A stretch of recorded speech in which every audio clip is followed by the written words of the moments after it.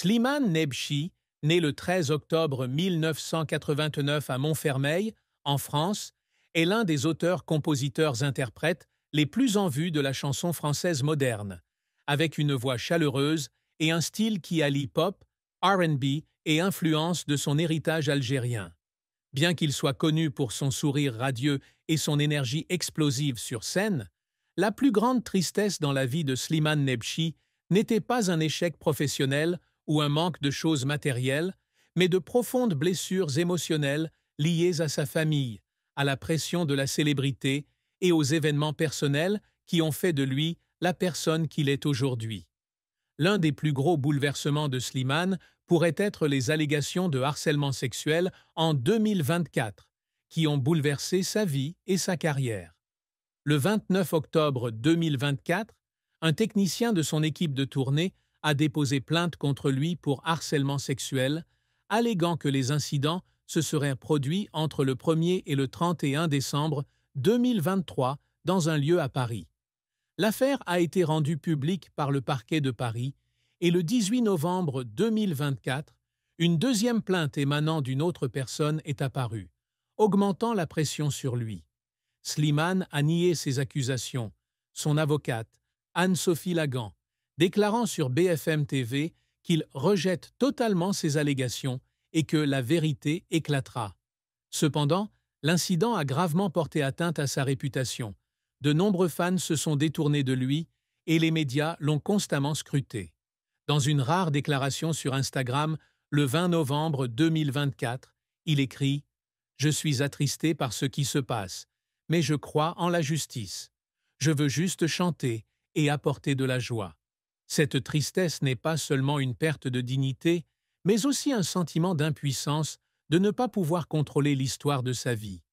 Une douleur à laquelle il doit faire face à l'âge de 35 ans, au sommet de sa carrière, après avoir représenté la France au concours Eurovision de la chanson 2024. De plus, Slimane Nebchi peut ressentir de la tristesse à cause de la pression de la célébrité et des attentes constantes du public. Né d'immigrés algériens à Chelles, en Seine-et-Marne, certaines sources mentionnent par erreur Montfermeil, il grandit dans des conditions difficiles, ses parents travaillant dur pour subvenir aux besoins de la famille. Il a commencé à chanter à l'âge de 12 ans et a occupé des petits boulots comme barman et vendeur de sous-vêtements pour gagner sa vie avant de devenir célèbre. Lorsqu'il remporte la saison 5 de The Voice, la plus belle voix. Le 14 mai 2016, à l'âge de 26 ans, sa vie change complètement. D'un inconnu chantant dans les bars parisiens, il est soudain devenu une star avec des millions de fans. Dans une interview à Paris Match en 2018, il déclarait « Parfois, je me sens dépassé par les projecteurs. Je voulais juste chanter, mais les gens voulaient que je sois une icône. » Cette tristesse est le sentiment de perdre la liberté et la simplicité de sa vie antérieure, une perte qu'il ne pourra jamais regagner, peu importe son succès.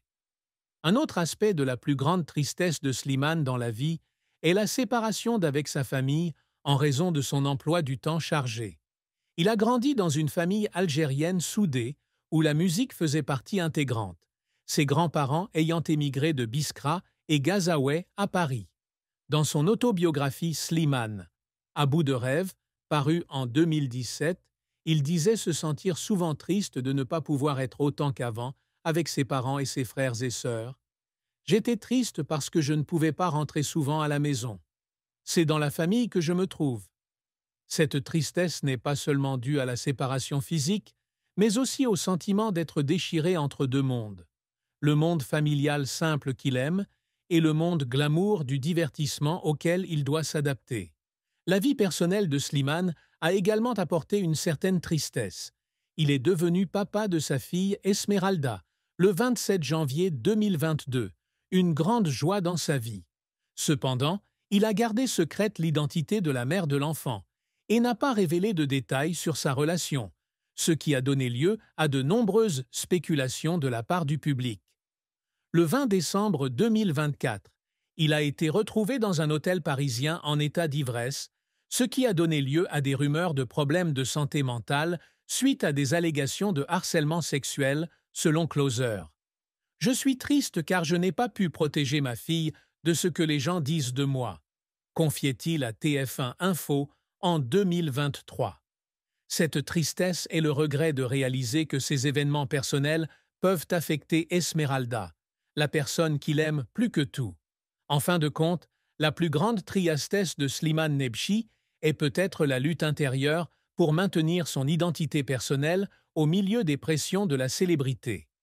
Je ne veux pas perdre qui je suis, mais parfois, j'ai l'impression de changer, confiait-il à France Info en 2022. Pour quelqu'un qui a grandi dans la culture algérienne, où la famille et la communauté sont centrales, vivre sous les projecteurs et l'examen public aurait pu le laisser seul et perdu. Cette tristesse est la somme des pertes personnelles, des erreurs irréparables et des sacrifices qu'il a dû faire pour devenir Slimane, la star que le monde connaît. La carrière de Slimane Nebchi est une longue histoire de talent, de persévérance et de capacité à surmonter les difficultés, d'un pauvre garçon de Chelles à l'un des chanteurs les plus titrés de France. Avec sa voix grave et son style musical unique qui combine pop, R&B et influence de son héritage algérien, il a conquis des millions de cœurs à travers le monde.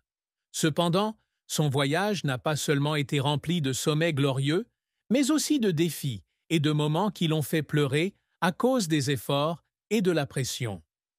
Le premier grand succès de Slimane arrive en 2016, lorsqu'il remporte à 26 ans la saison 5 de The Voice, la plus belle voix sur TF1.